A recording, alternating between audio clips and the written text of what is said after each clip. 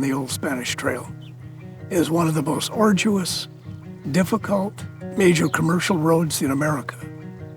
It runs 1,250 miles from Santa Fe Plaza to LA Plaza. They were going over one set of mountains after the other, and they would camp where there was water and they could graze the animals. And then the next day, go maybe 40 miles to the next water source. The Old Spanish Trail is now a U.S. National Historic Trail. And the legislation that established it specified that this was the trade caravan route that went from Santa Fe to Los Angeles between 1829 and 1848. It was important because it was a trail that was used by Indians for at least 4,000 years. And then it became a trail between New Mexico and California. The Spanish Trail was a pack mule trail, so they would bring their woolen goods, serapes, saddle blankets from Santa Fe, take them to Southern California. Then they would trade for horses and mules. The food was whatever they could bring with them, corn mostly. And then the challenges would be having enough water and good water.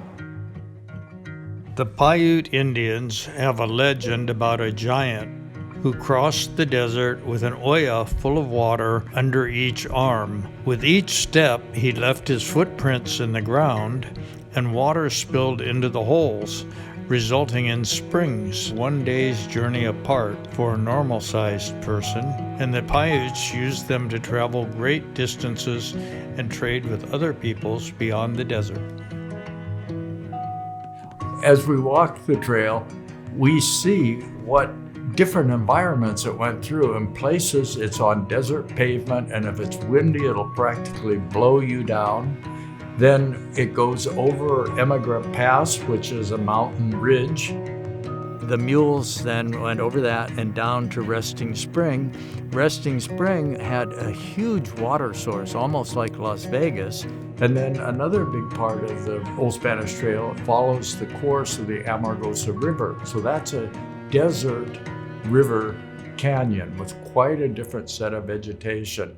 And there's another place where it goes across what are called badlands or rolling mud hills. Sometimes it's windy, sometimes you get rain, sometimes it's so hot you can't stand it, and you wonder, how did these people make it through with no air conditioning?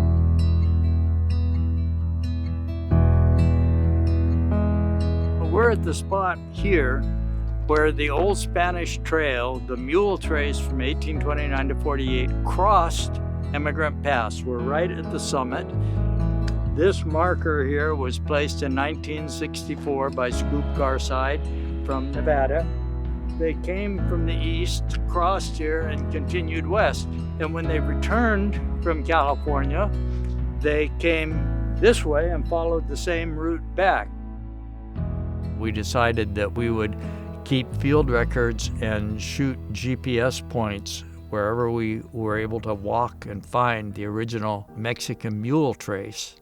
We are creating a database so anyone could go out and follow their GPS to the exact location where we were.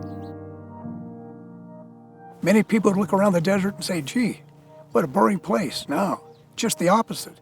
What's gone on here over the last 100, 200 years has been very exciting. The development of the entire Southwest came as a result of the Old Spanish Trail. If you don't know where you've been, you don't know where you're going. Now, young people need to understand that today. In the 12 years I've worked on the trail, I've learned how valuable a piece of U.S. history it is, and that's why it is a National Historic Trail. The role of the Old Spanish Trail Association is to function as a volunteer group to support government agencies in protecting and preserving that mule route.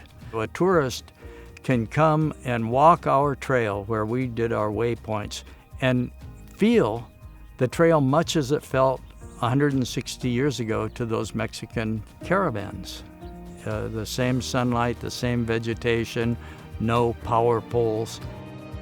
Every time I come up here, I just feel like a part of my insides have opened up again. The wind, the nature, the hillsides, it's so spectacular. It's that kind of natural purity that is what you can only find out here in the desert. And when you get on the old Spanish Trail, you feel it.